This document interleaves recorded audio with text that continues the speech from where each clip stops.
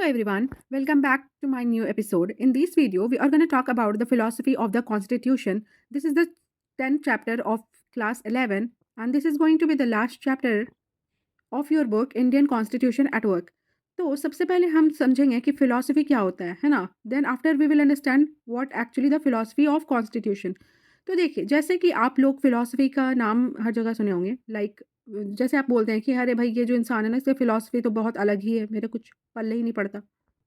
तो इस तरीके से जो कॉन्स्टिट्यूशन का फिलॉसफी है वो डाइवर्स है, वो मल्टीपल लेवल पर बताया गया है, मल्टीपल डायरेक्शन से इंटरकनेक्टेड है. ये कॉन्स्टिट्यूशन बहुत वास्ट है जिसमें लोगों के राइट्स एंड ड्यूटीज़ एंड और भी बहुत सारी चीज़ों के बारे में बताया गया है.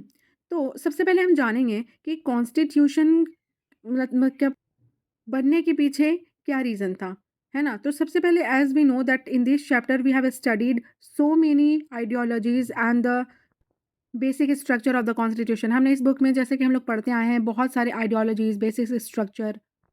जैसे बेसिक स्ट्रक्चर की मैं बात करी थी तो rights in the Indian constitution, क्या राइट्स दिए गए हैं ये हमने पढ़ा.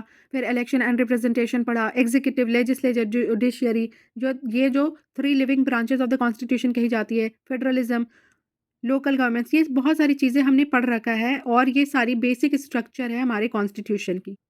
तो अब तक हम लोगों ने ये पढ़ा. अब हम जानेंगे कि वी ऑल्सो स्टडीड, हमने और भी क्या पढ़ा कि the way in which the constitution was made. हमने ये भी पढ़ा कि कैसे हमारा जो संविधान है, हमारा भारतीय संविधान है वो बना.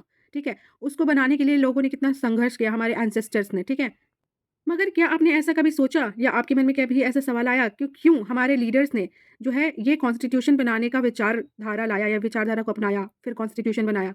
ऐसी आखिर क्या रीज़न हो सकती थी? लाइक हमें तो नेशनल मूवमेंट जब करके, यानी हमें जब आज़ादी मिल ही गई थी, तो हमारे लीडर्स ने ऐसा क्यों सोचा कि हमें कॉन्स्टिट्यूशन बनाना चाहिए? इस तरीके के सवाल अगर आपके मन में आ रहे हैं तो आप बिल्कुल बहुत सही डायरेक्शन में जा रहे हैं, बिकॉज़ आप सोच रहे हैं, आप बेसिक लेवल पर उसके डीप डाउन जा रहे हैं उसको समझने के लिए. ठीक है, और अभी ये जो जो है is going to be introduction video है ना, इंट्रोडक्टरी वीडियो है, तो इसे आप समझिएगा, आपके लिए बहुत ज़्यादा बेनिफिशियल होने वाला है. तो पहला क्वेश्चन ये था कि आप लोगों ने क्या कभी सोचा कि हमें आज़ादी मिलने के बाद, ब्रिटिश रूल से आज़ादी मिलने के बाद, फिर हमारे लीडर्स ने ऐसा कॉन्स्टिट्यूशन अडॉप्ट करने का क्यों सोचा? और अभी हम आगे पढ़ेंगे भी कॉन्स्टिट्यूएंट असेंबली में कॉन्स्टिट्यूशन बनाने के वक़्त कितने सारे डिबेट्स हुए थे. और जैसे कि हम लोग जानते हैं कि कॉन्स्टिट्यूएंट असेंबली में जो डिबेट हुई थी कॉन्स्टिट्यूशन को लेकर, उसमें डीप एग्जामिनेशन की गई थी, है ना, कॉन्स्टिट्यूशन की. ऐसा नहीं कि ऊपर-ऊपर से सिर्फ बात की गई थी, बल्कि यहाँ पे लिखा है कि but it should be asked why the study of the constitution must be accompanied by a deep examination of the debates in the constituent assembly. तो इन सारे सवालों के जवाब आपको इस चैप्टर में मिल जाएंगे. ये तो हो गया फर्स्ट फेज का question. Then after we will see कि हमने किस तरीके का कॉन्स्टिट्यूशन अडॉप्ट किया है. As you know, as you are in 11th, तो आपने सभी लोग जानते होंगे कि कॉन्स्टिट्यूशन भी डिफरेंट फॉर्म के होते हैं. लेट सपोज अगर यूके का देखा जाए, यूएसए का देख लिया जाए और इंडिया का, तो you will get to know a variety और multiple aspect of the constitution.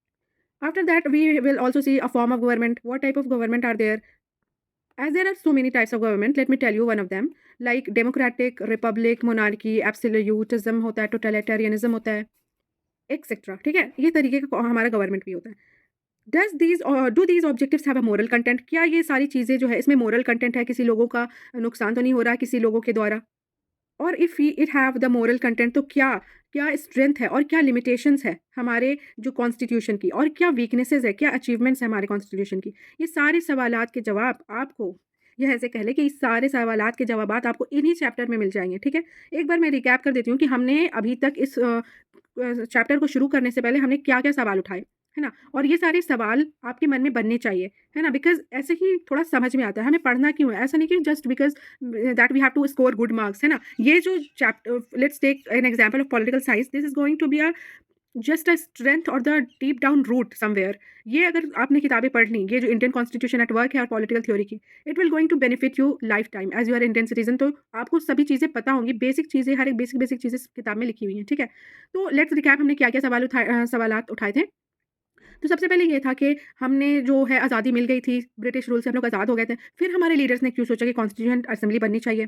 ठीक है, आप वीडियो को पॉज़ करिए और इसका जवाब भी लिख सकते हैं आप. ठीक है, वैसे तो अभी मैं बताऊँगी, तो पहले आप पॉज़ कर दें. अपने मन में जो जवाब आ रहा है वो लिखिए. ठीक है, उन्होंने सारे रूल्स एंड रेगुलेशंस को बाइंड करने का क्यों सोचा, है ना? उन्होंने कॉन्स्टिट्यूएंट असेंबली में डिबेट क्यों की? इतना भारी डिबेट क्यों हुआ कॉन्स्टिट्यूएंट असेंबली में कॉन्स्टिट्यूशन को लेकर? फिर हमने सवाल उठाया कि what kind of a constitution we have given ourselves, हमारे पास किस तरीके का कॉन्स्टिट्यूशन है?